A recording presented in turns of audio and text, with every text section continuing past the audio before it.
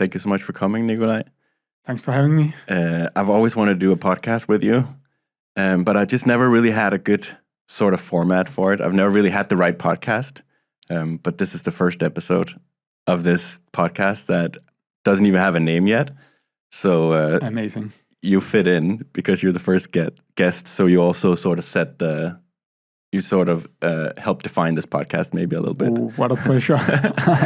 And I appreciate you coming out because I was pretty upfront with you, and I told you I don't even have a plan yet very much for this podcast. My only plan is that I'm going to talk to people I find interesting, and you're someone I find interesting and likewise, very inspiring person.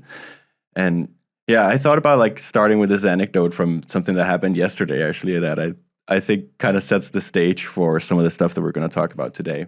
I was preparing my notes for this podcast over the past few days. And yesterday, when we were having dinner, my wife asked me if she could see the notes. And I was like, sure. So I just printed out the notes and then I showed them to her. And she was going through them, and I just realized, oh, there's something I forgot. Nikolaj wrote a book, a book that I actually really liked, and that made a really good impression on me. And it just, even though I spent days thinking about what we were going to talk about, the fact that you wrote an entire book, just didn't even occur to me because there's so many other things about you, like your projects, the way your family life is, your travel experiences, all this insane amount of projects you've done that the book didn't even cross my mind until she was going through the notes yesterday. That was kind of a weird project, and I feel kind of a little bit torn with that project because I think, it's a self-development book, which is kind of cringe and, it's kind of embarrassing in some ways, but at the same point, it was a really fun project that actually got, I think I sold maybe 1,200 copies or something, which is not a lot, I know, but in Denmark... It was in Danish. It was in Danish. And just, it's funny you say it, because just a few days ago, someone wrote me and said they were on vacation in a summer house, and the book was there, and they read it, and then they wrote me, and I was like, it's just, I think it was kind of a silly project, but it's one of those things where you really see the value of putting things out there. And then, I love the idea about, just sharing and creating projects and stuff. And then things get their own life. And that definitely happened with that book. It also helped me get a CV that's very weird. And, there's no pattern at all. But yeah. Yeah. Yeah. I knew that you thought the book was... maybe a little cringe. Yeah. But the only reason I wanted to start with it was just because I thought it was really funny that I didn't even think about it. And I didn't think it was cringe. And then when I read it, I really liked it. And there's a lot of good stuff in there. Oh, thanks. Maybe we'll talk about some of the stuff today. Yeah, I specifically remember one thing about wearing a bracelet. For some reason, I think that's what stuck with a lot of people reading the book, that this don't complain. Yeah. And then you wear this bracelet to remind you not to complain. And if you end up complaining about something, you need to move the bracelet to the other arm. Yeah, exactly. And there's a challenge where you do that for 21 days or something like that. Which is kind of fun because I'm kind of a complainer. But never trust a self-help book. That's maybe a good takeaway. Yeah. Before we do maybe a more formal introduction, I thought it'd be a fun place to start the podcast with maybe just kind of go through a day in your life. Yeah. Just very typical, a 9-to-5 situation, drop the kids off at school and go to the office, or because that's not really what your life is like. No. So so we have 2 kids at home full time, and both my wife and I are working, both self-employed.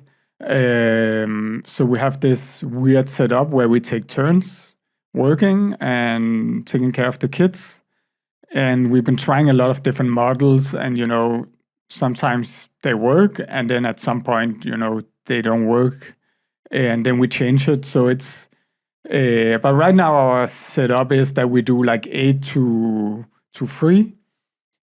So you have that's when you have a full day. It's from 8 in the morning till 3 p.m.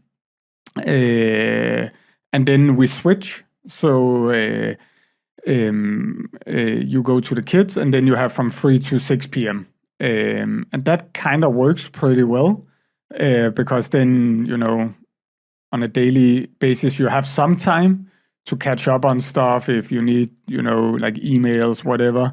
So it kind of works. But I think, there's no perfect setup with, balancing both working and having kids at home.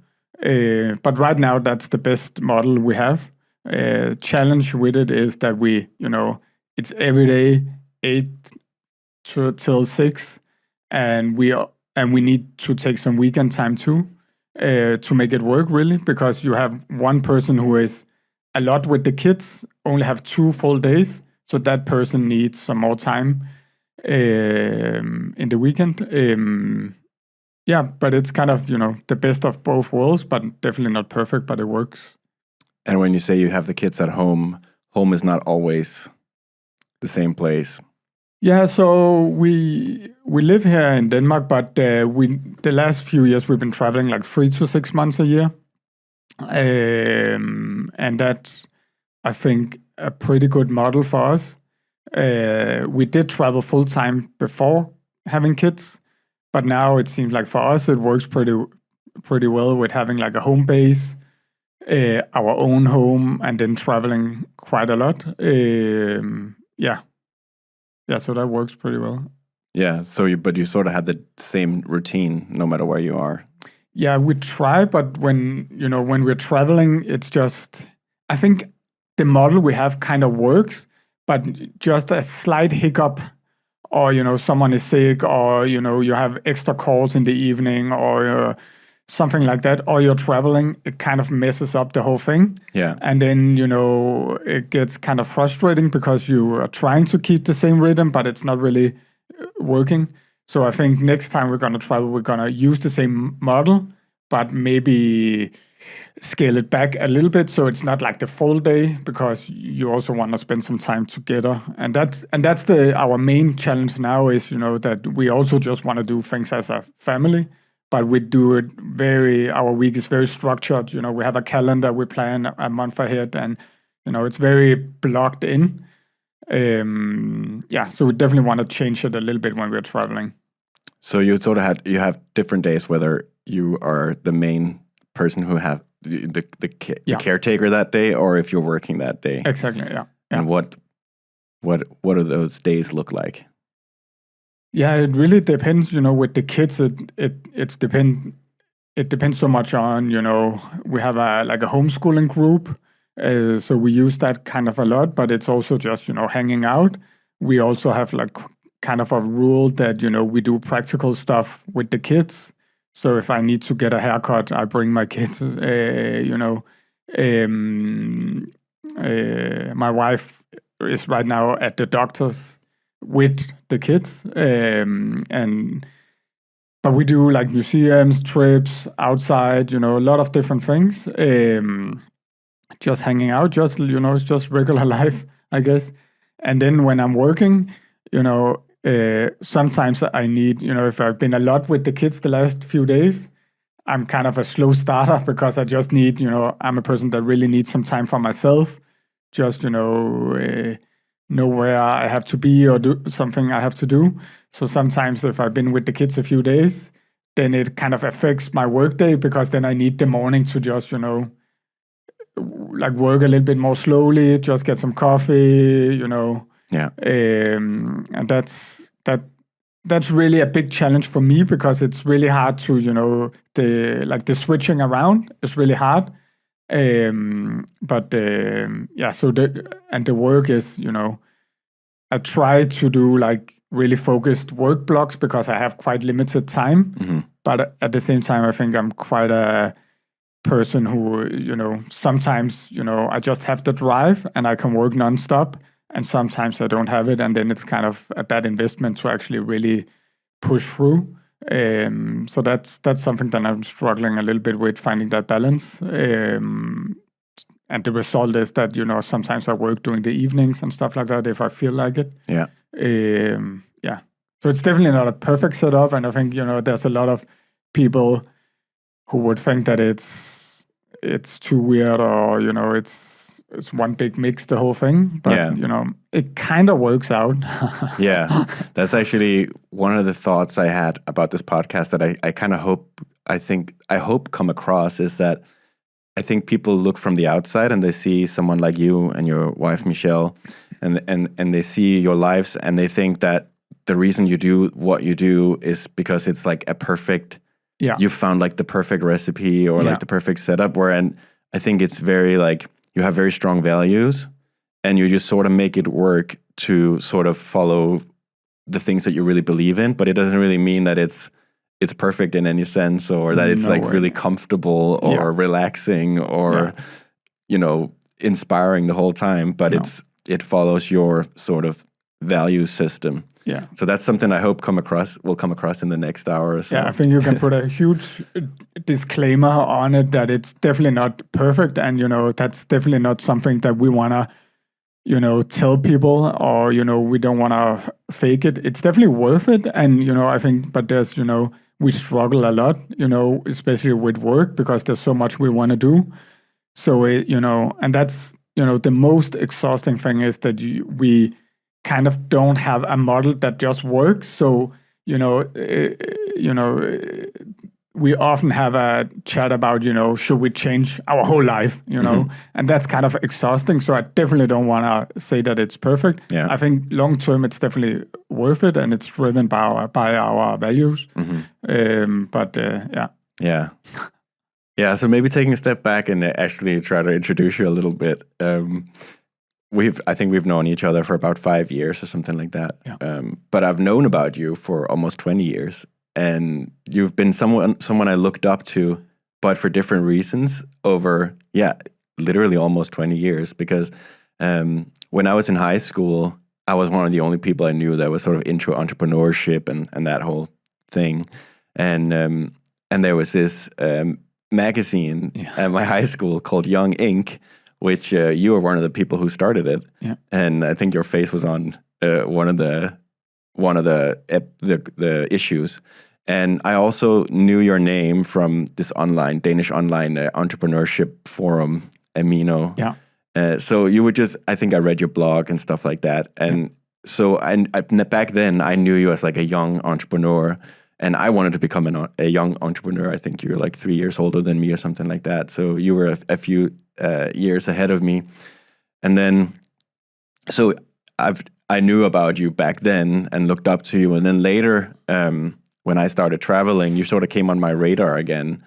And I saw what you and your girlfriend back then were doing, traveling around. And you were just doing a lot of the same things that I was interested in, just like at a bigger scale. And you even turned it into a business, and which is something we're gonna talk about as well. And then later, when we actually started hanging out, was when we moved to Denmark from the UK, and we randomly ended up living quite close to each other. And then I got to see like your family life a little bit and how you were around your kids and some of the values you had there, and that was like really inspiring to me as well. So it's been fun to sort of come across you at several different times. Yeah. There's also a whole other side of you, which is like you go on like 100 kilometers runs through the mountains or whatever, which I find inspiring, but not something I've attempted yet, or probably never will. But definitely like to go for a run, but maybe like a tenth of that or something like that. So it's been fun to sort of. You've just been someone who's popped back into my. Sort of that's so cool. My community or whatever, online and in real life as well. So I've been really looking forward to doing this podcast, and I don't know how much of all this stuff we're going to talk about today, but hopefully a lot of it. So does that sort of is there another aspect is that like the headlines as well for you, sort of those two different periods maybe? Yeah, I think so. If there's one pattern, it's like finding my own path, I guess, and the whole Amino entrepreneurship forum was a big deal for me, I think, because, I lived on there in my high school years. For me, it was like a completely new world, and I really disliked school. But not just that. I think the problem for me was that I couldn't see like rough direction for my life, because I didn't perform that well in school, so I could just see, okay, if I'm gonna compete with these guys doing, the normal stuff, then it's gonna be difficult.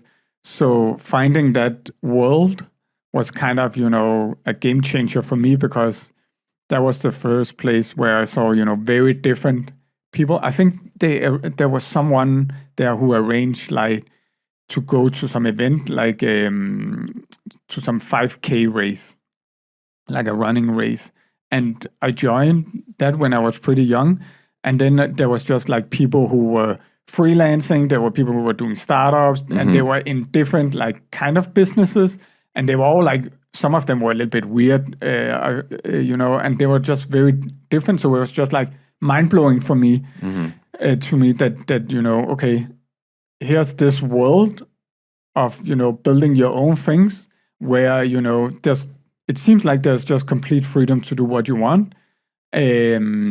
So I think that's probably been the pattern throughout those 20 years or so for me, finding my own path, and and then again the whole like startup scene, maybe you find it and then you think, okay, here I can just build what I want and it's completely free, but that has a culture to it too, and you kind of get sucked in, and there's right and wrong ways of doing it, which I really dislike, but that's been something that I've been trying to, force myself to just take the best bits and pieces and then create my own life, where I think a lot of people fall, there's kind of a trap where you just, copy the other people, and, there's a whole culture around it, where there's right and wrong.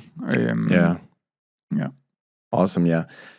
So basically, where you are today is you and your wife, you're both entrepreneurs. You've done multiple companies. Both of you have sold companies, and recently you did this big travel village project, which we're going to talk about as well. It's like the first thing that comes up if you Google your name on like BBC and whatever, like newspapers. So you guys have done a lot of cool things, but maybe let's do the origin story, because it's kind of funny to see like how everything like started. It feels like where you're at now is like a lot of those things you did in the past really like start to play together, like entrepreneurship, travel, family values, all this stuff kind of plays into like some of these bigger projects that you're doing now. But so what I know, I remember we were sitting on the shores where we were and drinking beer one night, and we were talking about sort of origin stories as well. And I remember you told me that you started with your sort of portable DJ business. Was that the first sort of entrepreneurial experience?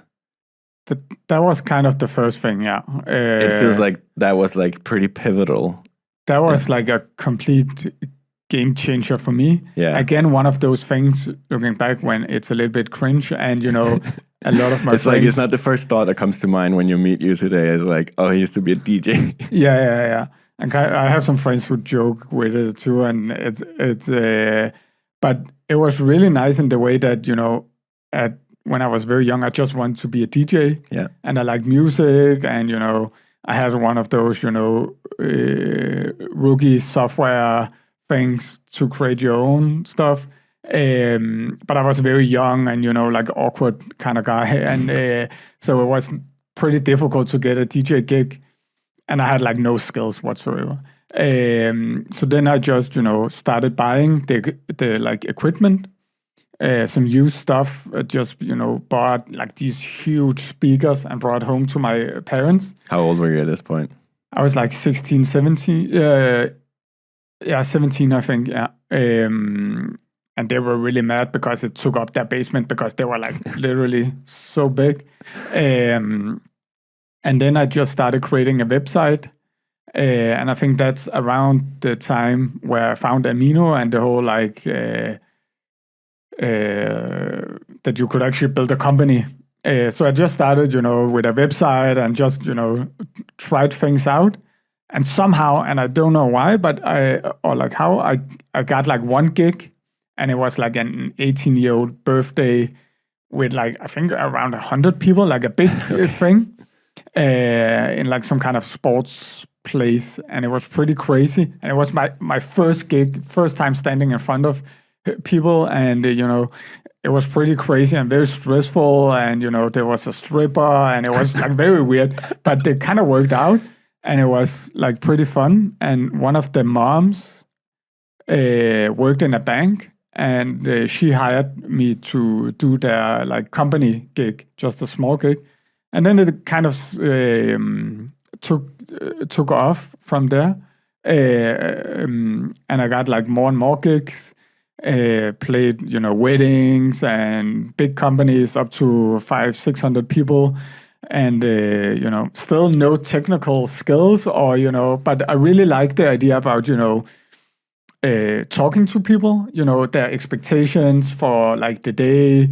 I think I got some really good lessons in customer service just talking to people. And then the whole thing about being there, you have to scan the room and, what kind of people, what kind of music, And I didn't have, the music, so I took my dad's collection and he put like Post-its on each CD and said, okay, you can play number 3 and number 7. I think people would like that. And then I was just, trying things out.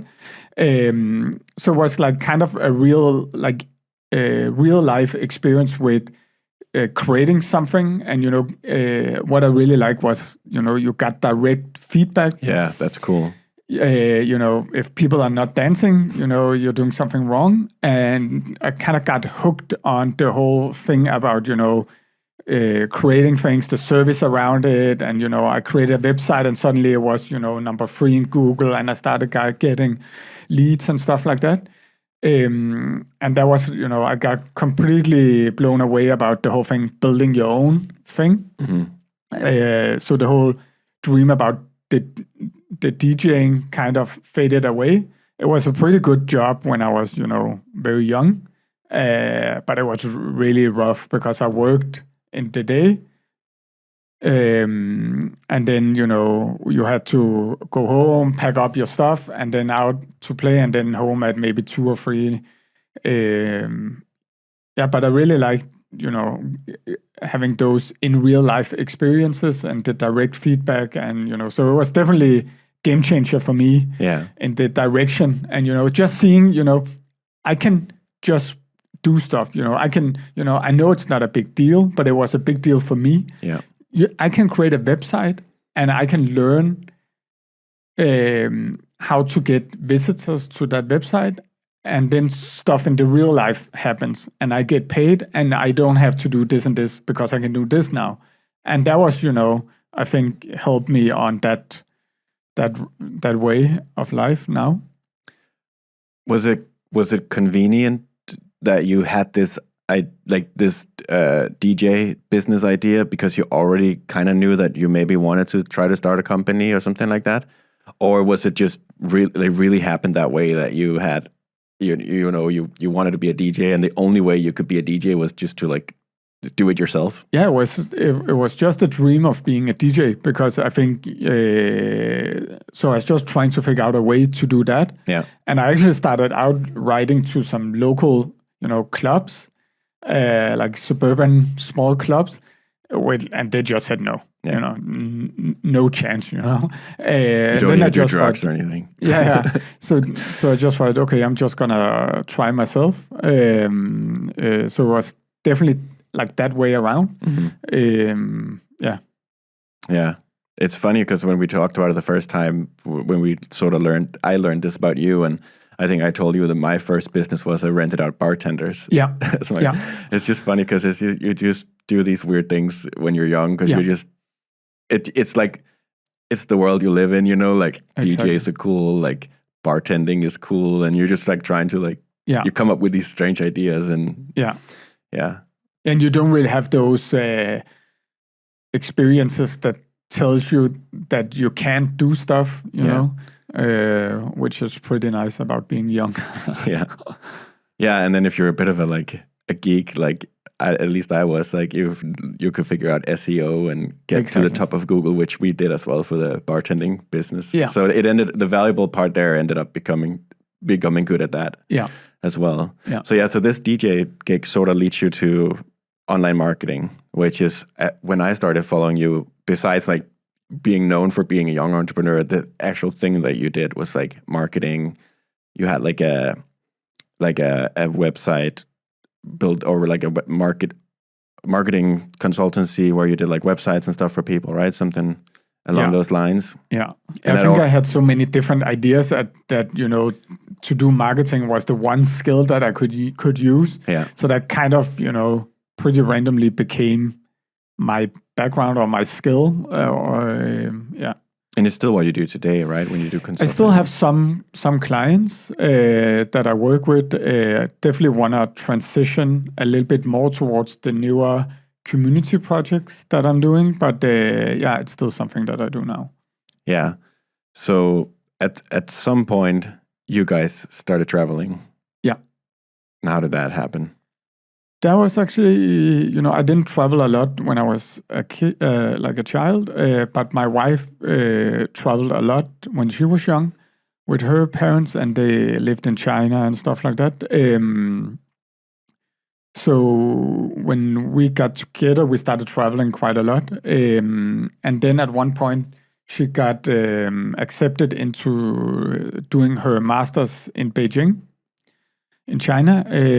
So we just took the chance. I had a job for a few years, and I quit that job and just, joined her. We got an apartment, and, I started freelancing, and we lived a year in Beijing, which was, I had never been to that part of the world before. But it was, and it was pretty hard, but it was a really good experience for us, I think. Yeah. And then we got home, and I tried again to create, a more regular type of startup with some other people. And I could just, it was definitely just not my way of living. And she was done with her studies, and she was about to, take a pretty big decision. What kind of job should she have? And, the whole travel thing, living in Beijing, there was some kind of pull, and there was something we were like unfinished with. So we decided that she would start to try to freelance, and we would just try to travel at the same time, and we would just give it 1 year. And 1 year, it's limited how bad it can go. And if she couldn't get, enough work or whatever, 1 year was not that bad. She could still return and get into the more, like the corporate world. And then I think having the Beijing experience, which is, living there were like some harder things, culture, logistic things. So suddenly going to Barcelona for 6 months, that's like piece of cake, that's, so that's what we did.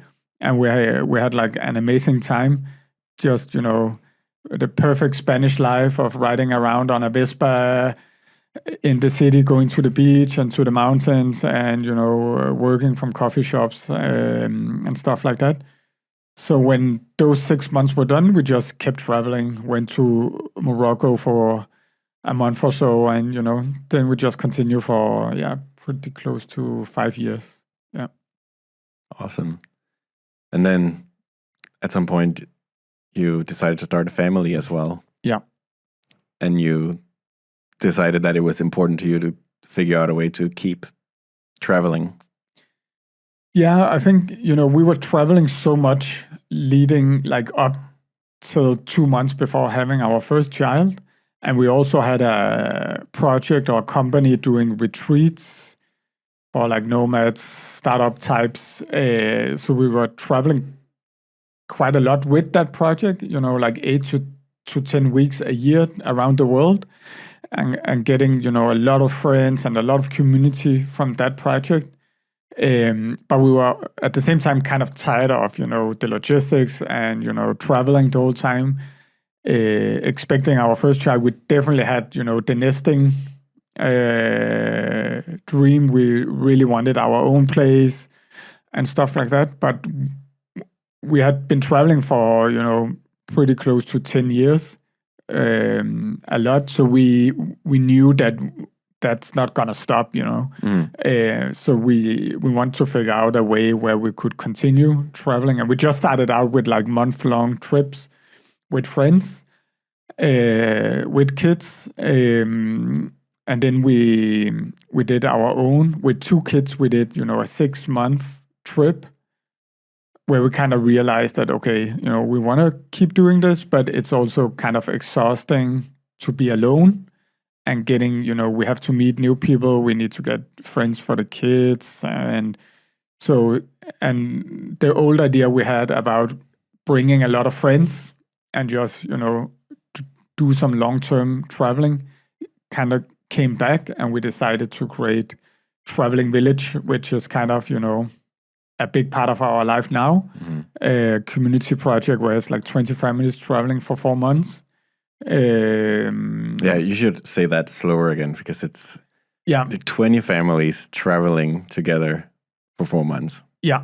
Yeah. And we just did our first cohort, or like our first experience in January this year. And again, pretty aligned with our lifestyle. Definitely not perfect, super messy, and but also just worth it, and like a pretty significant experience for us, I think. I think it's one of those things, in 10, 20 years, we'll look back at and say, okay, that was a big part of our life, and how our life will, the direction it's going to take from now on. And, the whole thing about homeschooling, finding a balance between spending a lot of time with your kids and working and traveling. We kind of saw that, okay, there was something that works. Again, definitely not perfect. I don't want to portray that it's, a perfect lifestyle. But so that's definitely something that we want to continue to do and build upon. So that's a big part of our life now. Yeah. Yes, I think I skipped over it, but I'm glad you brought it up. But you sort of pivoted a little bit from the online marketing world and over to making the travel stuff a business, because you started Refuga. Yeah.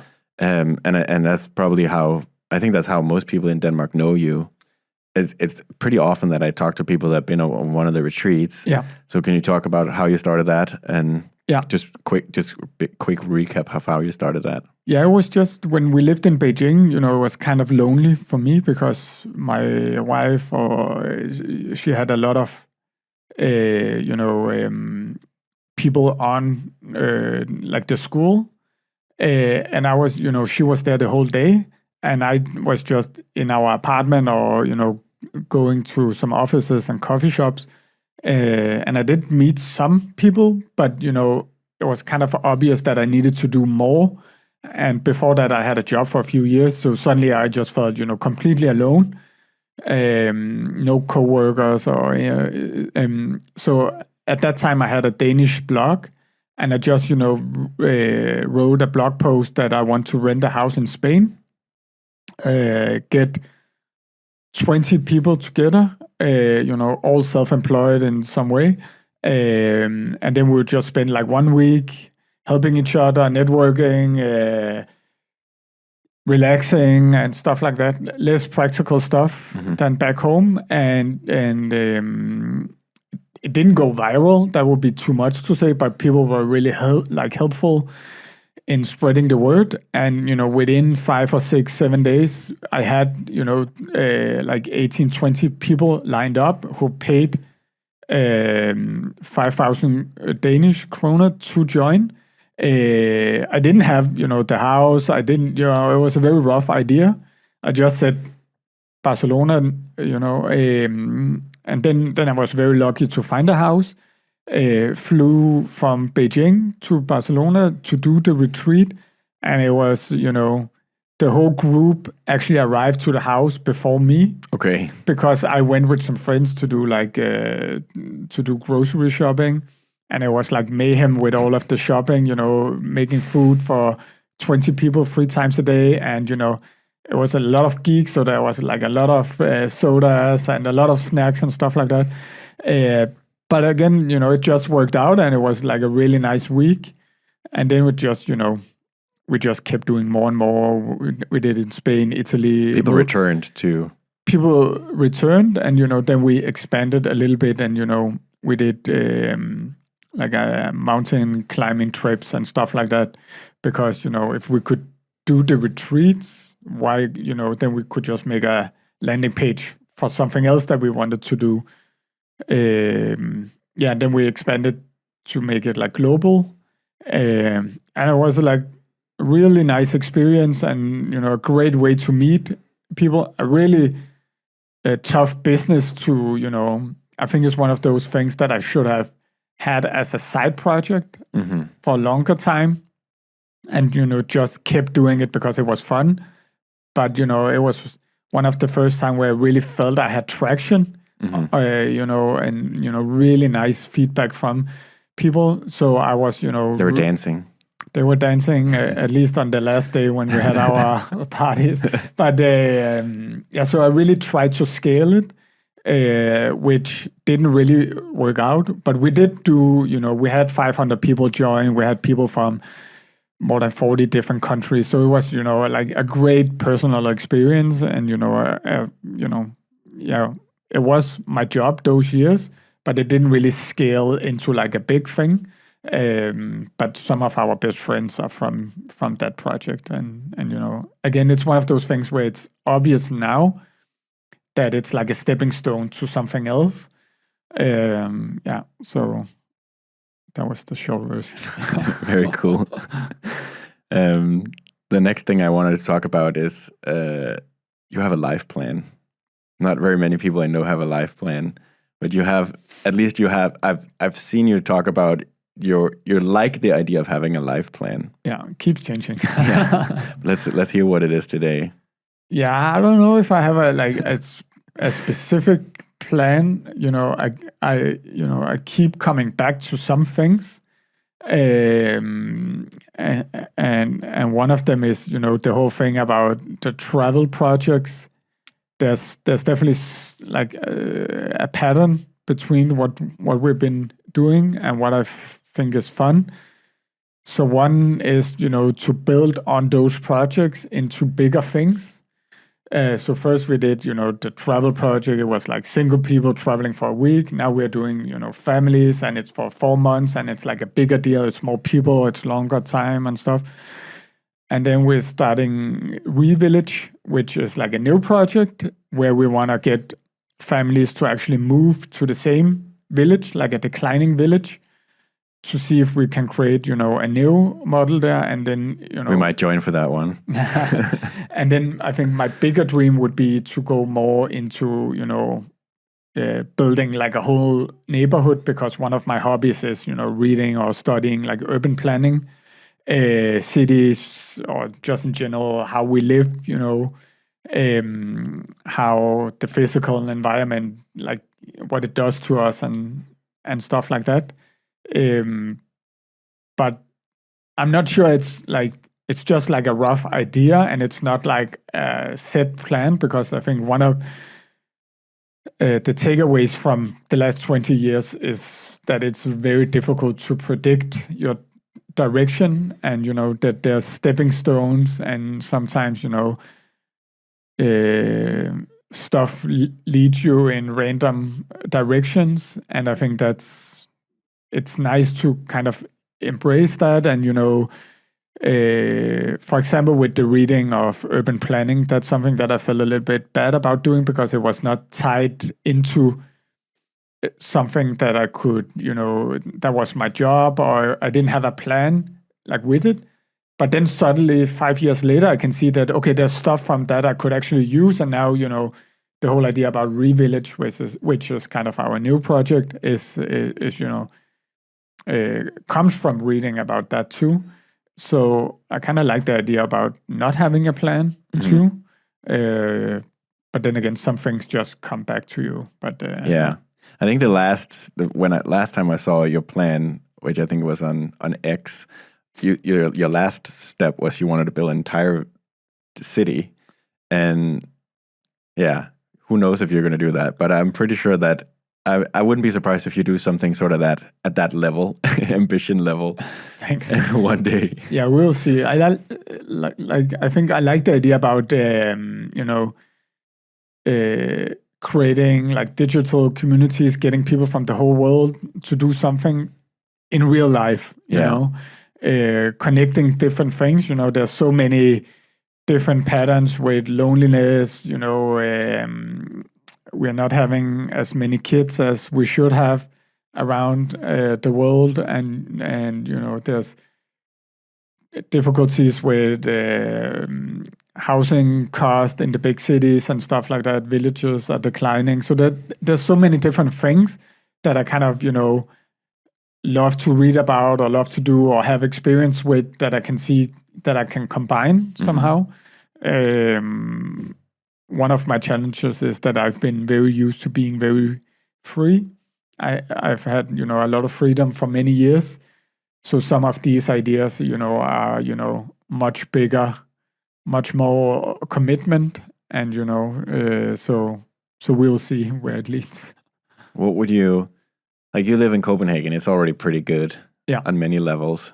What's something you would like to change, or if you made your own city, like what would be the sort of headlines? How'd you sell that city? Yeah, I think there's a global problem with, you know, a lack of community. The whole thing about, you know, we used to live with extended family, and there's been the last decades, there's been such a big transition in the way we're living. And there's a lot of good things, of course, but there's also a lot of things that are kind of missing. And, you know, the way we bring up kids, you know, life is very separated. You know, adults go and do their thing, kids go and do their thing. The whole thing that, like in city development, the last many years have been to split up functionalities of a city. You go and work in this neighborhood. You go and do your shopping in this mall, and, you know, you go to this place for kids' activities, you know, where, and luckily there's a, you know, a pushback on those things, but the best model is kind of a mix. And I can definitely see that from homeschooling the kids, that, you know, it feels weird to do kids' activities the whole time. It feels like that's not like the right thing to do. It's fine sometimes to go to a playground. Of course, I have nothing against that, or a child museum, whatever.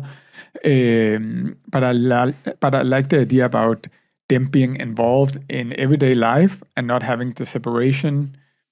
But I think, you know, we need some changes in the physical environment too. And I can definitely see in our life that we have some limitations. There's a lot of logistics with, you know, being social. We have to arrange with other people. We have to go across the city. In our neighborhood, it's really nice during the summers when people are off, because we have a communal garden and people just tend to hang out and, you know, eat together and stuff like that. But we're also busy that, you know, when it's not vacation time, we need, you know, both parents need to work and the kids need to be like Monday to Friday, they need to be in school the whole day. So, you know, and as soon as the weather changes, our communal yard is just, you know, it's dead. There's nothing. And there's nothing in our built environment that kind of, you know, during those months creates or help community, or, you know, where we have a great third place to meet up, besides like coffee shops. So I like the idea about having, you know, a more community-centered city or town or village, but kind of made for, you know, modern, you know, regular people who also, you know, want their own life, their own privacy and stuff like that. It doesn't have to be like one of those crazy, hardcore, intentional communities where you have to be in a specific way, or you have to have a specific political point of view or stuff like that. And I think you could change a lot with the physical environment to like nudge people into having more community. Yeah, that makes a lot of sense.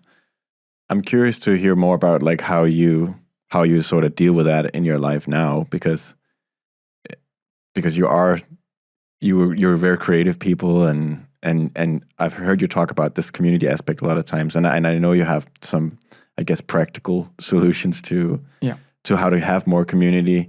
I heard your wife Michelle say something about the travel village, where she said it was really nice to have someone there to like witness you and like witness your life. That's something my wife and I talk about a lot. That sometimes we wish we had more people around us, just like everyday life, to sort of witness our kids and their development and stuff like that. Is like, it means a lot. But you also talked about with Refuga, you had some of your best friends there for some of those projects, which is a really cool outcome of starting something that is, well, it was a business, but it ended up creating a lot of other good things. Absolutely.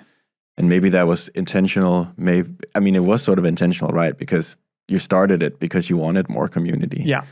So I'm curious how you're sort of organizing yourself. We have some of those challenges ourselves. We live in a small town, so it's very easy in our town to find other people that want to have that have some of the same values as we do. With like, we do a little bit of the home, having the kids at home to some extent, and that community is existing, thankfully, where we live. So they're sort of there, but you live in a big city, and I'm just curious to sort of that. What's some of the strategies you guys employ or deploy to have more community? I think in like full transparency, our life is really right now full of contrast, because, just where we live now, it's very different for us during the summers and in the winters. The winters, right now, we normally try to travel at this time, but now we're at home, and like we're really struggling, because it's difficult with, being outside a lot of the time. There's not a lot of people around. What's so nice about the summers is that, we have our communal like areas where we meet up with just like neighbors and people in the neighborhood. But it's not that nice now. So people are not just hanging out. Yeah. Maybe you go, but then it's because, your kids need some fresh air. But you're not hanging out like half the day. So a lot of our social stuff is, connected with a lot of logistic hassles. We need to be at a specific place at a specific time, and, we have to go to people's homes, or, so we're really struggling. And that's kind of what led us to create Traveling, like the Village project, so there's just a huge contrast from being like at home in the winters doing TV, like the Traveling project, and where we have a lot of people around the whole time, and where you're kind of living together. Yeah. And it's just like everyday life. There's some activities or your random meetups, and so it's just like so full of contrasts, which is pretty good, because it's what helps us. It's so clear that we need, like, what direction we need to take, and we definitely need to create a setting that works for us. For us as a family, with the people we really need low pressure community. I love the idea about that like a low requirement community, but the community is just outside your door. Mm-hmm. The random, meetups at the town square, whatever. Yeah. Where you just, have a conversation. For me, it's so much more nice than, the stuff that you have to plan 2 weeks ahead. And, so it's definitely helping us take some decisions on what kind of direction we want to do. Yeah. That definitely sounds like the dream. Yeah. Like I posted the other day that like all I want is like a friend that lives nearby so we can go on a walk without planning it, just like, exactly. Do you want to go for a walk? And just go for a walk. Yeah. And I think a lot of people don't have that anymore. No, you don't have it. And again, it ties back to, how, of course, more people are living in the big cities. And, the last many decades around, like around the whole world, you have developed cities in specific ways. They're very efficient, and it's very much about logistics to get stuff to happen. But we're definitely missing some things. Yeah. We are spread out a lot more. Like it's very difficult in big cities to live near your friends. So that's kind of our idea with Revillage, to go to a declining village, bring a lot of families where it's much more affordable, but you kind of bring the community a little bit, because we have for the last 10 years we could have moved to a village, but it's kind of not enough for us just to go to an Italian village and it's more or less only like old people. We also need some young people. We would love to have a small co-working space. I need someone to work out with, and we need some for our kids. We love to be a part of a global community and stuff like that. So yeah, we're gonna try to experiment a little bit. Yeah, I heard you say, and bring the kids back in the streets. Yeah, which really resonated. Yeah, that is like the dream too. Just the kids being able to like safely roam free and be a part of everyday life, that you can bring them, but also that I can be with my kids and they can do their thing, but I can also just hang out and talk with someone else. It's not separated in adult or kids activities. That's kind of my dream life. Yeah. Let's talk about parenting a little bit. Yep. One thing that I thought about is like your oldest kid is around the age where he would start school in sort of the traditional Danish setup. He's just about that age, right? Yeah. I don't know if he would start last year or this year. He would have been started last summer. Yeah. Yeah. And your ex-bio already says homeschooling. Yeah. And I think maybe it says homeschooling 2 kids. I'm not sure. But then I just kind of thought about like, maybe you don't think that much about like whether he's, it's like he's 6 now, so I need to start homeschooling him or unschooling him, I think is the word you use. Yeah. How do you think about that? And what's your sort of, how did you guys land on that? And what are some of your plans around that? And because to me, it's, the way I kind of know you, it probably has been more of a transition over time. Like it's not like, okay, you're 6, so here's your here's now it's school when we're at home instead of just we go to the playground. Yeah. How do you think about that? Personally, I'm more into the unschooling world or direction, and I really like the idea about that kids, they learn so much by themselves that it's more a matter of not standing in their way. Mm-hmm. And I think and believe that kids can learn a lot of the stuff that they need to learn with more freedom, and they don't need like the more traditional school setup. Challenge with that is, of course, if he or your kids are not performing at the same level at the same time as kids going to normal school, then you start questioning whether it's the right or wrong way. And I think we're pretty lucky with our son, who is pretty far ahead on math and reading and stuff like that, and has like a natural he wants to do it. Mm-hmm. So we're not really struggling with those things. So it's more just a matter of trying to support him, maybe give a little bit of structure. I just made a deal with him that we would spend 15 minutes a day practicing reading, which I kind of like that it's completely free, but I know that he could have been reading now, but he just needed a little bit more structure and a little bit more help, but it needs to kind of be on his terms. Yeah. I think my wife is a little bit more into having a little bit more structure. And again, it ties back to, how are you living? The physical environment, what kind of people do you have around?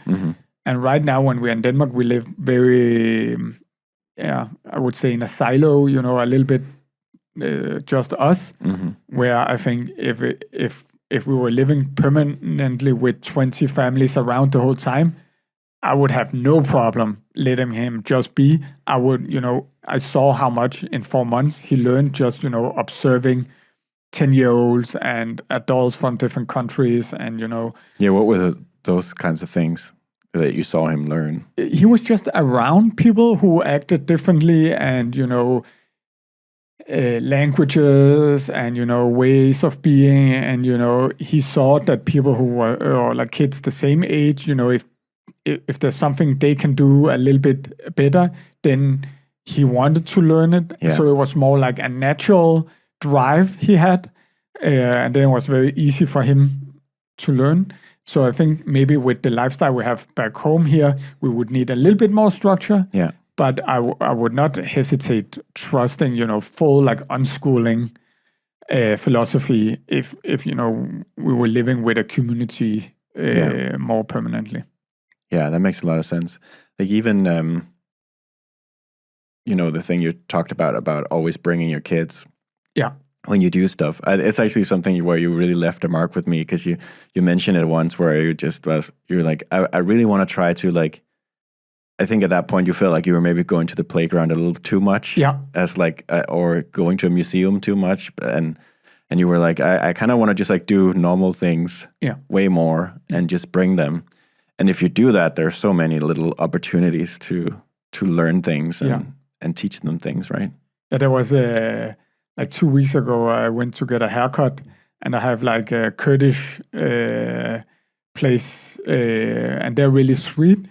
But normally they listen to very loud like hip hop, and they drink like Red Bulls, and it's like it's a very like guy in like place. Yeah.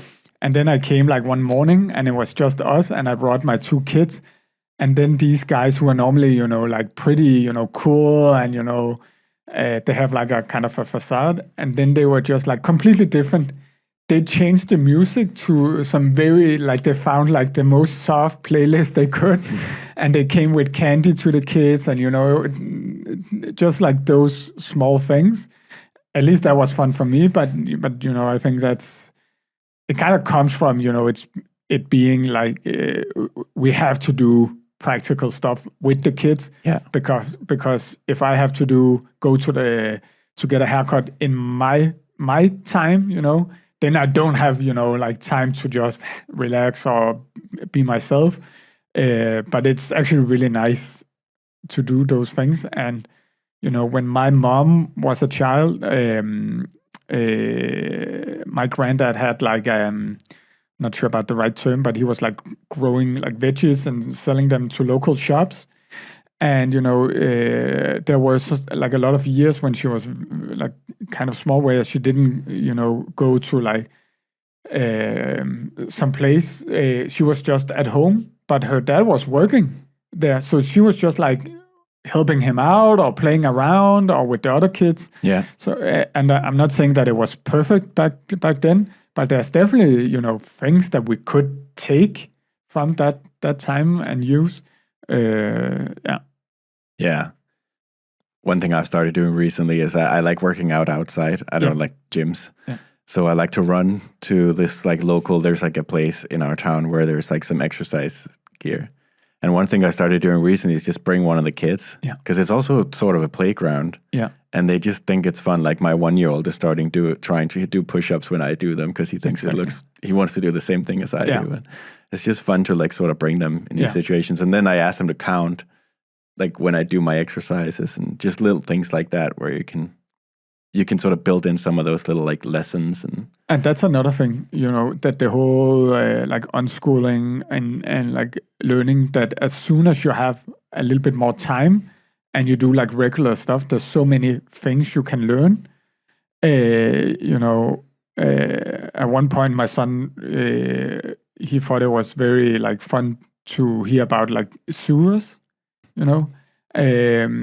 Because I think for kids, it's a really weird concept that you go to the toilet and where does the thing like go. Yeah. And then where we live, we have like a very weird trash system where you put the trash down, but it actually gets sucked to like a central place in our neighborhood. And then at one point we were just like during the day walking down the road, and there was a guy down in those like pipes or whatever. And we just started talking to him, and he told us like a lot of stuff around like how it works.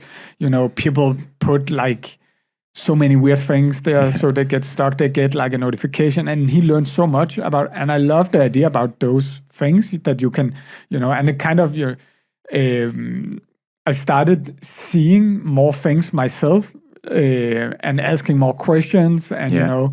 I try to force myself now to get into conversations more with random people because I see a chance for him to learn.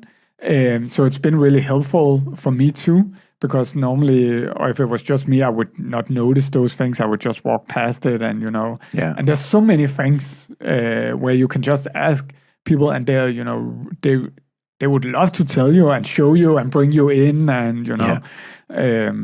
So that's something I feel like we have a lot of time to do because we have the whole day.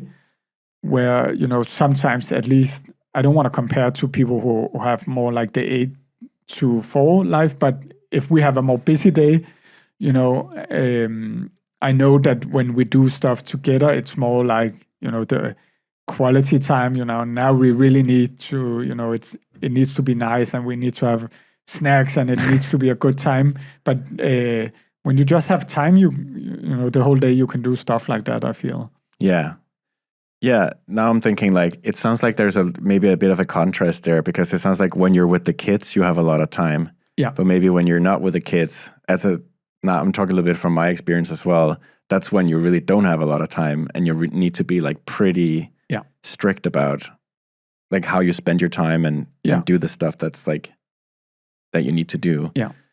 Do you feel that contrast as well? Absolutely. And it's a constant struggle, because if I really want to do the stuff I want to do work-wise, I would need to be like so efficient, you know, and it's, I'm really trying, but it's like near impossible, because, you know, I think if I do the hard transition, then you burn out, you know, you just then it's like constant work the whole time. Yeah.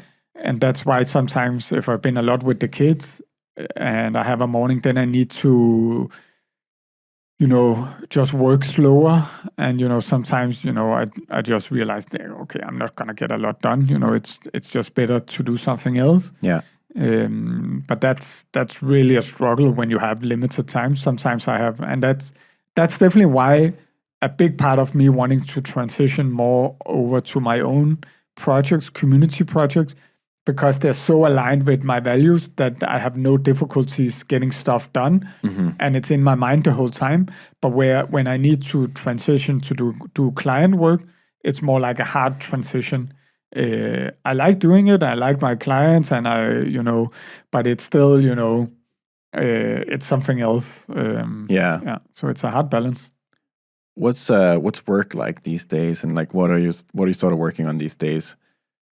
Do you have any like your own business stuff you're working on? Because some of the like the travel village and stuff is not really a business, really, right? Or no, the traveling village started out as like a complete nonprofit where we actually invited a few families in to be, we call it like founding families, where we created the first one. And now one of those families are continuing working on it. So we are 2 founding families. And my goal right now with that project was to create Traveling Village 2 and 3, which we are doing right now. And one of the goals was to see if we could get paid just a little bit by doing it. And we did so by creating like a sign-up fee. And that's working out pretty well. I do believe that, going forward, it needs to become some sort of business. Yeah. If there's no like money there, then it's just gonna die. Yeah. Because we're gonna burn out. It's a fun challenge too. it's a fun challenge, but I think, a lesson learned from the other travel business I had was that I don't want to scale it just to scale it. I don't want to force it. I want to, maybe it's just going to be a side project. I'm going to experiment with it to see where, like where's the perfect sweet spot. Yeah. But if you look at it purely from a business perspective, we get 20 families. That's 75 people who are traveling for 4 months. That's a lot of money.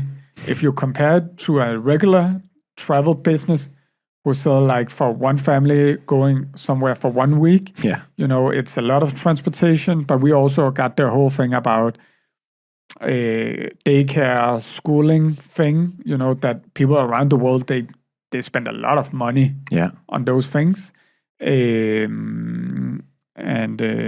So I believe that there's the potential for a sustainable business, but at the same time, the compass that we're using right now is what's right for our family. Mm-hmm. We're doing trips that we are excited about doing. Yeah. And it's kind of hard when you're mixing family, kids with a business. But right now it's pretty like a sweet spot because, we get paid a little bit. So it's kind of like a side project. It makes it more sustainable. So we'll see where it goes. Yeah. Speaking of side projects, I'm curious to talk a bit about sort of your entrepreneurship style, because I think I think in the past I've heard you talk more about almost beating yourself a little bit up over not focusing on one thing or making more of a one big bet but it sounds like you've sort of over the years have sort of in the past I've heard you talk about maybe you should mature a little bit and take more of a one big bet and make something really big, whereas it feels like the way you've actually matured is accepting that it's your entrepreneurship style is maybe a bit more the small bets style. And I keep thinking about the DJ metaphor now. You put something out there and you see if people get up on the dance floor, and if they don't, then you just put something else out there. Exactly. And I think, success is such a, it's very different. People have a different concept of that term.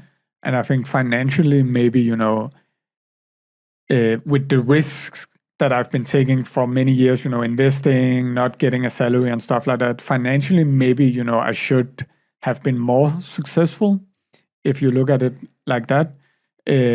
But so far, the whole thing about focusing on one thing, only doing it because it's a business and, having that approach.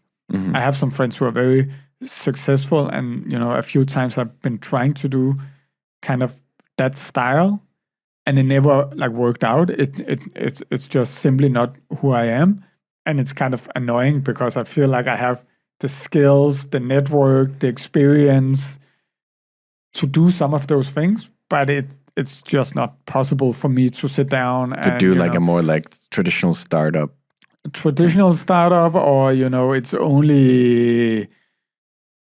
I can't really do something that's only tech. Mm-hmm. I love all of the digital tools. It's my background, but, I want to use them for something else. When I have been trying to do something that's only a website or some software, or e-commerce, whatever, it's just, I can't do it, Mm-hmm. And then the whole thing about focusing, I think that's the advice that I've been giving most, and I still get that advice from some friends that should just focus, and one of my friends who is quite successful said, I'm doing one company, and the money is pouring in. You're doing a lot of stuff, and at least financially, it's not the same. But it's just, I think I've come to terms with that's just kind of my style. And it's, the problem is I think you have to at some point make the transition 100%. Yeah. Because I think I've been struggling a little bit, being like doing a few projects, but also feeling bad about doing it. Also going a little bit back to focusing where, the right way is either you focus 100% or you just push out like a lot of projects, see what sticks, and, you go that direction like a lot more. So that's something that I'm, trying to do more, not judge myself that hard, and just, that's what I like about doing projects and companies, is that you can do what you want. That's the whole idea. And that's why, I found that direction 20 years ago. So it feels kind of stupid to be limited in my own mind. Yeah. And, I can see now when I just experiment and create a website, suddenly we have traveling village, and, it's slowly becoming a business, and, or more sustainable. And, so it's definitely that way I want to go more. Yeah. That's how you start a lot of things, right? You put out a website. That's the way to do it. Yeah, it kind of works well because you get like instant feedback, and and you see if you think it's fun. Sometimes you have an idea, or at least I have ideas, and then if it's on paper, then it can be fun for a long time, and you can see it. But suddenly it's real life, and it's out there. You get feedback, and sometimes it's just it's not really my thing, Yeah. Where with, for example, TV, the traveling project, it was the same thing, but I can see, okay, it's really my thing. I keep being obsessed about it. You tweeted recently, all caps, build your dreams. Yeah. Why did you tweet that? That's because that's the name of a Chinese startup that does electric cars and buses that I invested in, and it went really well, that stock. But and then I just, I love that it's a company name, but also just because it's kind of, if I look back the last 20 years, that's kind of what worked well for me, is just, if there's something that I'm really passionate about and I really want to do for myself, and, I can see I want to go to a house in the mountains for a week with 20 people, and I feel. But you would only do it if people, like, if you sort of get the right feedback, right? Yeah, like, of course. Or have you had projects where you've, because I think that's sort of where people make those like more like the bigger bets, is like, I'm going to do this no matter what. Because like a lot of those like really big ideas, people don't really get it in the beginning. Yeah. I'm not sure I even have ideas that are, so big or so far out, rockets going to Mars or whatever. But I think, the more you go in that direction, hopefully the more, I think that's something that I learned. You get, like, you trust the process a little bit more. You trust that, you get some intuition. I trust, if there's something that I'm really passionate about, and it's a combination of my different experiences, skills, interests, and stuff like that, then I'm pretty comfortable in that, maybe not that it's going to be huge or blow up or anything, but that we can make, for example, with getting 20 families to travel for 4 months, Yeah. There was like no doubt that we would make it happen, at least as a V1 first like experiment. Yeah. And I think, the more you do, the more trust in that process. So, one regret I have is not, I should just do more stuff, that's, I think I've been stuck in this, doing a little bit too much to actually focus on one thing, but not really enough different things throughout the years to actually get enough feedback and try different things out, to build that intuition. So that's what we're doing now.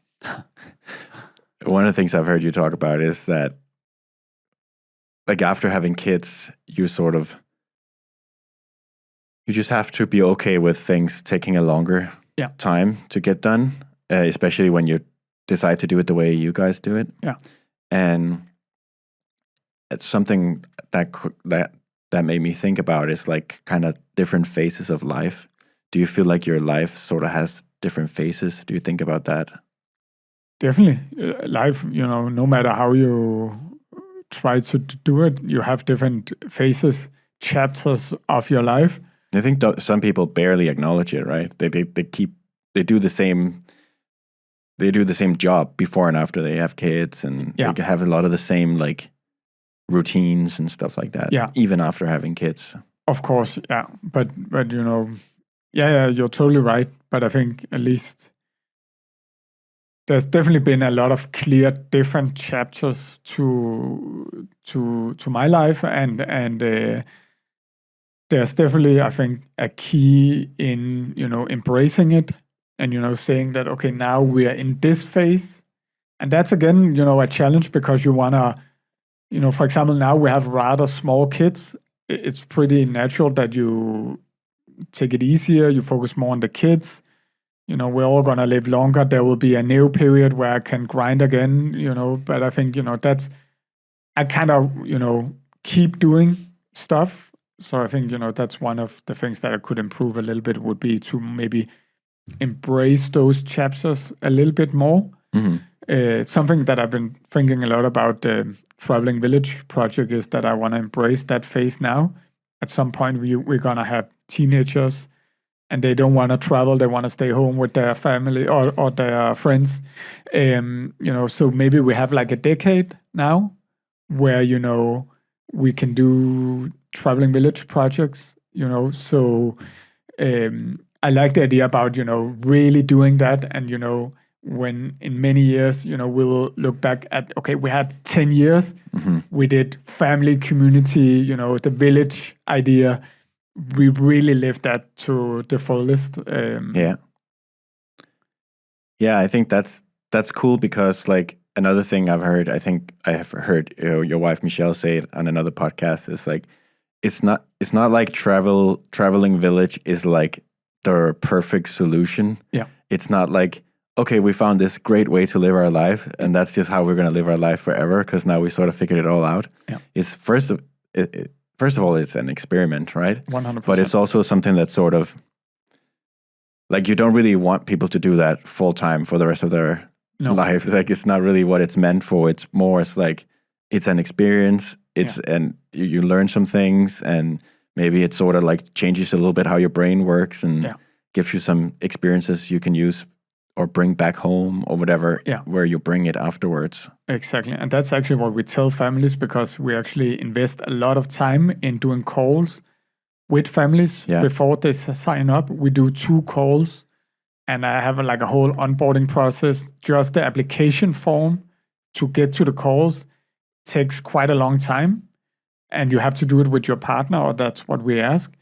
And we actually call the first call like a reverse sales call, because we're actively trying to tell them about, that it's not perfect, there's going to be difficult things. The whole idea is, I like the idea about like trying to see, can we build a new permanent way of living? Mm-hmm. And there's definitely like stuff where, it could work. We don't have the model now, but what we really want, or what's the most important thing, is that families go on this 4-month trip, and they get home and they actually learn something about themselves and how they want to live. They got some intense experience with community and, traveling, learning in a different way. Mm-hmm. And that's the like key goal of the project right now. Yeah. Very cool. I want to talk a little bit about finance, because it's and I think a lot of people kind of think of traveling and as like an expensive thing. Also, like, if you don't work full time, like, finance is like a concern. And how sort of you think about personal finance, what your financial sort of situation is like. I heard you say at some point that saving is like freedom in the future, or like gives you freedom in the future, which I really liked. Yeah, as a way of thinking about it. And it ties back to the thing you mentioned about chapters, I think, because the way I like to look at money in general is that, it should just go in a straight line and compound. But I think, if you're living a life really based on values, or at least for us, it's been really difficult to get that straight line. It's definitely been more like ups and downs. We have taken and do take a lot of decisions that are not financially super smart. Homeschooling is not a financially smart decision. Not in Denmark, at least. Not in Denmark. And, at the same time, we're trying to kickstart, very value-based projects, where, for example, with TV, we had to do it non-profit first because we had no idea what we were doing. We just wanted to go in that direction. Mm-hmm. So I think financially, we could have done a lot better. But again, the most important thing is having enough freedom to live the life that we want now, but also not, borrowing too much from your future. It's very stressful for me to not put money aside, so I feel like I'm building something and I'm getting more freedom. And, in full transparency, we definitely had some years here with homeschooling the kids where we had to take money from our savings because, it's just been freaking hard to balance working, getting enough work and doing our own projects. Hopefully, still we're in a good place. We have money put aside so we could not work for some years, which is a super privileged setup to have. Again, I think if you compare to the risk that we've been taking, the money that we invested in stuff, the month that we've been going, with no salaries, probably financially we should have been in a even better place. But long term, I think it's gonna work out pretty well. It's gonna work out with now and medium term, but also long term. Hopefully, some of the stuff that we're doing based on our values. I really believe that you should, if you create value, you should capture a part of that value. And I think we just have to trust the process more, so we go more in the direction of doing projects based on our values, because I think that's both for my wife and me, that's where we can create most value in the long term. Mm-hmm. But we just really have to trust it and go that direction, take the short-term losses, and then hopefully in the long term it's gonna work out. But we are trying to, on a day-to-day, month-to-month basis, to live below our means, to save up a little bit. And Are you pretty strict about your finances? Do you keep track? Yeah, I keep track of it. We keep track of our personal finance on a monthly basis, but we're not super strict, and I'm more in the earn more than be super hard on saving, because I just like that way of looking at the world. Create, build, do, instead of not do stuff. I don't mind spending quite a lot of money on takeaway or having a cleaner or whatever, because it helps us. And so we're not super strict on those things. We don't have a car. We don't, there's some things that we don't do. I don't spend a lot of money on myself. The same in my company. I have, my own small system for tracking stuff, subscriptions, when it's the first in the month, I go through all subscriptions, all of my fixed costs and stuff like that, check off a box to see if, is there something that I should unsubscribe, and small things like that. But you feel like as long as you can put a little bit aside every month, you feel like you still have that freedom. Yeah, I feel like, you have to. Right now, we're kind of, for us, it's hardcore mode these years, because we have smaller kids. We don't have a lot of help with the kids, and we're both working, and we are, both, really trying to push our own value-based projects. So these years, if we're not taking from our savings, because we still have some savings, then I think it's a win. Mm-hmm. Makes sense. When we're talking about this, like sort of accepting that maybe things take a little longer, and maybe you aren't putting as much time into these like ideas and stuff as you want to, and not making as much money as you once did, or you want to make. Or one thing I've kind of seen you be excited about recently is AI. Like, do you think that's going to help with some of that stuff, or? I definitely think so. The whole thing you see is that, it gives a lot more freedom for people to create. The barrier is just like lower. I've been spending, many years handling freelancers, agencies, buying stuff, So now it's definitely easier, I think, on a general level to experiment with ideas, create stuff. I also see that, some of the stuff that I do in the real world, I don't need as much back office help. I don't need to hire people for marketing, or I don't need, there's just stuff that I can do. It's still like early, and it's still like pretty basic, I think. Personally, because for clients too, I've been hiring like a lot of freelancers and being, throughout like 5 years or something, I kind of went from creating stuff to being like a project manager. Mm-hmm. So I kind of got away from just, doing stuff and experimenting and just, playing around. So I definitely, can see now that it's helping me play around more and just like do stuff.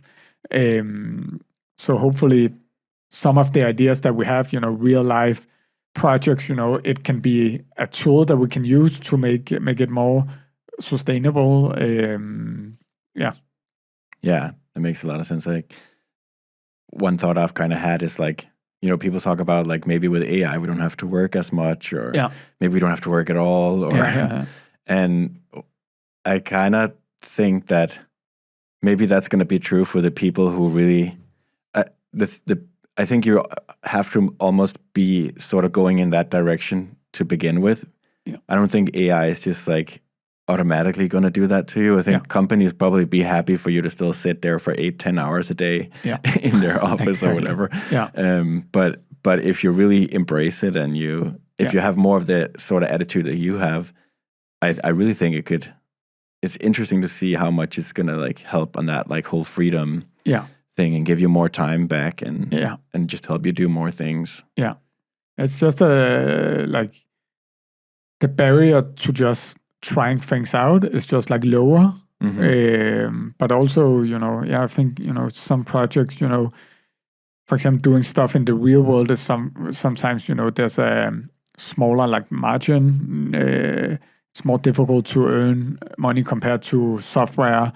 So just, if you can not hire 1 or 2 people to do like back office stuff or research or communication, whatever, and you can actually use some of these tools for it, then, that could be the thing that actually makes it sustainable and that it can work out. That's something that I think will happen. Yeah. Very cool. I think one thing I also want to talk about a bit more is like sort of some of your strategies, or maybe more like practical tips for, hopefully this has been an inspiring conversation for some people. It's probably mostly for people who already kind of want this a little bit. Yeah. If not, maybe they're just thinking we're crazy with all these things. Like, honestly, like one thought I had is like, sometimes I wonder, like, I don't think all parents like even want to spend that much time with their kids. Yeah. And like, I'll even say, like, to be honest, like there's a lot of like kids things that I really struggle with. Like, Same. I don't like playing like kids games. No. Like, I get so bored. And some parents are really good at it, and my wife is much better at like sort of being in character and stuff like that. I don't really have that skill, and I don't really like doing it. I don't feel like I'm a very good version of myself when they want to play that. Yeah. I'm good at like throwing them, and I'm good at like taking them off for a run, or. Exactly. But sometimes I worry if I do too much of like just what I want to do. But yeah. I think at some point there's gonna be, I think maybe we have gone a little bit too much in the direction of child focused. That the whole thing that kids are just a part of the world. There's not a separate world for kids. And sometimes I feel like a lot of those kids' activities you can do, and games and play, that it's like we created a whole new world for the kids, like an artificial world. So I think maybe at some point there's gonna be a little bit of pushback against those things. Yeah. We had it a lot with our son when he was very small. We did way too much of playing, because we wanted to be perfect parents. And at some point it was just like I was just about to die, because it's just not me. I don't want to sit and drive around with cars. No. And I don't think that's not really, there's nothing wrong about doing that, but I kind of feel like it's just a little bit weird. It's not like how things maybe should be. Of course you can do it, but it's I just like that they're part of life more in general. And I think that kids can, feel if there's something you're excited about. If you're excited about taking your kids for a run down to do the workout, and that become fun and a game, or you're playing or you're learning, whatever, then that shines through, and they can, detect it. Kids are in many ways much smarter than adults. So, Yeah, I hope that's true. I'm thinking back at my old childhood in the 90s. Like, there are definitely some adult things that I think they were more like normal to bring kids to like parties and stuff that we don't really do these days. That's probably good. Yeah, of course. But it's each generation learns some stuff and they improve, and we definitely improve. But we also have a tendency to reject the old completely. Yeah. And that's something you see with maybe our parents' generation, that they became very like focused on themselves, their own, just, how they lived and stuff like that. They kind of completely rejected, a community, extended family, they went in the opposite direction. Yeah. And I think that there's definitely a learning in, each generation have to improve, take the best, do adjustments. Now there's new knowledge, whatever. Yeah. But we shouldn't reject what worked before. We have to learn from those things too. I think one of the things that I'm sort of most drawn to in this conversation, just because it's sort of like interests me personally, is like one thing that sort of was a side effect of spending a lot of my youth, like my whole 20s, basically, I traveled. Yeah. And one thing I didn't really think about back then was that once I settle, for good, which I sort of have now, my friends are going to be spread out across the world. And my wife also lived in the UK for almost 10 years before we settled in Denmark. So a lot of our friends are just like spread out. Yeah. And they're not, so we had to make new friends, and it's a really like difficult thing. Yeah. And I've heard you many times like mention like you have a lot of friends and stuff like that you're close with, and it's a nice thing. But what I'm also like hearing you say is like at least some of those friends came from like Refuga, for example, the travel stuff. Yeah.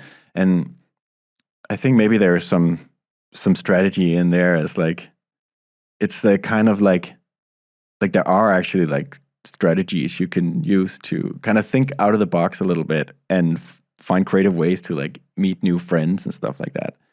Do you have thoughts about that? Like, I think it depends so much on who you are. Some people are really good at going to an event and talking to people and getting, building their network or getting friends that way. That's definitely not me. I think, just creating stuff or putting stuff out there. And that's why I want to post more on X. I want to, write articles. I want to do stuff like this more. I don't really have a strategy for it, but I can just see now with my experiences that, a lot of interesting things and my best friends come from these things, whatever it being, when I had my Danish blog, I wrote about, I was doing sports. And then at one point we were in Singapore and then, a random guy writes me, he's, having his own business and he's doing the same sport and he's in Singapore. Should we meet up? And then, 10 years later, it's still a friend, So just like putting things out there is kind of, it's never really been a strategy and I don't have a bigger framework around it at all. But it's the only thing that kind of worked out for me, and finding friends that where you're very aligned and same values. One thing or way of thinking that I like is that if you get friends where you have multiple things in common, for example, you and I, we have there's the whole like build stuff, and then there's traveling, living in like a little bit differently and stuff like that. If you get different layers, then I can definitely see that your relationship becomes stronger. Yeah. They also tend to last much longer. And the way that the whole world is living now, it's very normal that there's a lot of time between seeing some friends. Yeah. But if you have multiple layers to a friendship, then, 1 year can pass and it will be, you go straight back to talking. And one layer can also just be, the more experiences you have together. We're trying to do like a little bit of family co-living, where, we booked a house in Spain and we invited some other friends and some family, to just, mix different friends together and with family. And sometimes, the first day can be a little bit awkward, because it's very different people, but, then you have, it's just another layer on your relationship. And that's kind of, it's not really a strategy. It just like happened, but I can see it working as a strategy. Yeah, that's very cool. Yeah, because almost everyone want more community and they want to hang out with people. Exactly. Yeah. So you just gotta sort of open yourself up to that a little bit. Yeah, absolutely. Yeah. So you have a lot of notes. Yeah, I have a lot of notes. A lot of drawings. Yeah. One thing that also I think is kind of interesting is like a lot of nomads I know, when they finally settle and start a family and stuff, it's because they met someone on the road or like somewhere that sort of have the same weird tendencies or lived life in a different way. But you and your wife, you met each other in quite early, right? Yeah. So it's just kind of fascinating to me that you sort of ended up wanting a lot of the same things when they're so weird in a sense. Yeah, I think one of it's also really lucky, maybe, or maybe it's probably lucky, but it's also, I think, if we had met when we were 30 years old and we had, we met when we were in our early 20s, she was maybe 19 or something, so we had like no personality, so we kind of developed it together through our, life and, just, and then just doing, random stuff like going to Beijing for 1 year, you get like some experiences together that, is a stepping stone to the next thing. And, and then, but I think one thing that helped, like that definitely helped because we were so young. So we kind of, developed at the same time, but also Refuga meeting so many different people, but not just meeting them, but actually spending like a week, 10 days with people. Yeah. From 40 plus countries, all, very, people with agency who, take some decisions, have a direction and stuff like that. but all very different, kind of gave us some experiences with, how different you can live. Yeah. And compared to, the people that we have met, we're definitely not crazy or weird or living in a weird way. And we don't feel that we are, living in a very special way. So I think it really helps. It means a lot, the people that you meet and get to know on a little bit deeper plan. And that's something that we also want to do with our traveling projects, that we attract people who live slightly different than the norm. And it gives us a lot of confidence that we can trust, our intuition and our values and just go in those directions. Yeah. I think there's some practical tips there as well, because I think what happens a lot is like, if you're in a relationship, one person goes out and do all these things or like listens to all these podcasts and then they keep coming back to the partner and they tell them about them, but they're not sort of in it. Yeah. So then they sort of like drift apart maybe a little bit, or they don't really get it. Yeah. But it feels like you guys have like brought each other in a lot in like the different projects and done things together. Like you went to Beijing as well instead of staying home and prioritizing your job. And when you're doing Refuga, like you both went there, at least in the beginning, I think. And like you just sort of, like I did that as well with my wife. Like when I just met her, one of the first trips we did together, I brought her to a co-living space that I've been going to in Spain. And so she very quickly like saw that world and it got like demystified. Exactly. Yeah. There's definitely something there where we, for many, many years, we didn't really separate that much. Of course, we had different offices and, she had a job or was studying and I had a job for some years and stuff like that. But, for, the majority of the last 15 years, we actually been hanging out most of the time, working maybe on different things, but in the same place. So, so that definitely helped too, I think. Yeah. We're running out of time and I still have a million things on my list that I want to talk about. So I think we have to do another round at some point. Let's do it. That would but be amazing.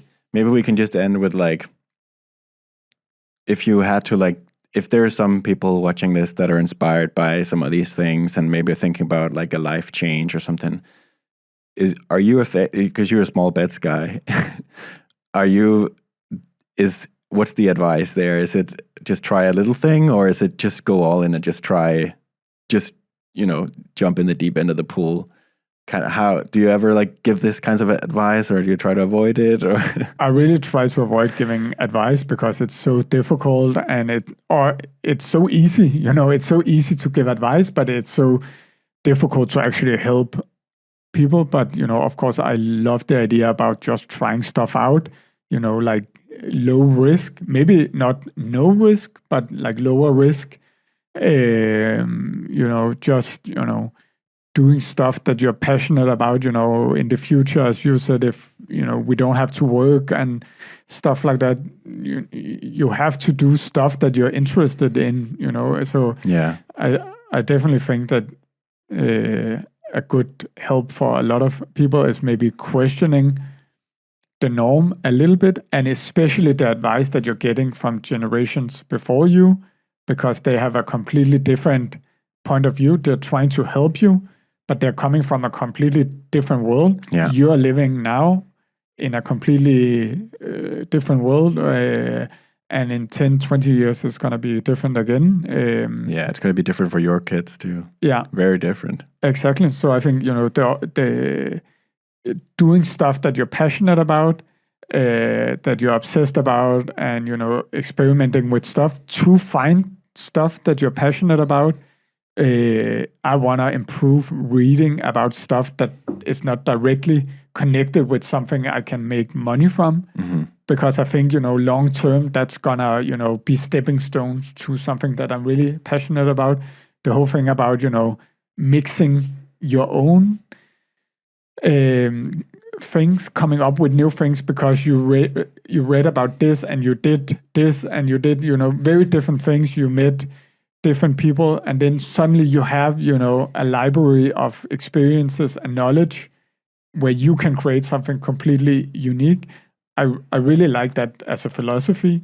So that's definitely, if I was forced to give an advice, that would be it. That's great advice. Awesome. Thank you so much for doing this. Thanks for having me, And Peter. people should check out your X profile maybe and Travel Village. Yeah. What's the domain for that? Traveling Village? Travelingvillage.com. And revillage.com. Cool Yeah. domain name. Yeah. Awesome. Thank you so much. Thanks, Peter.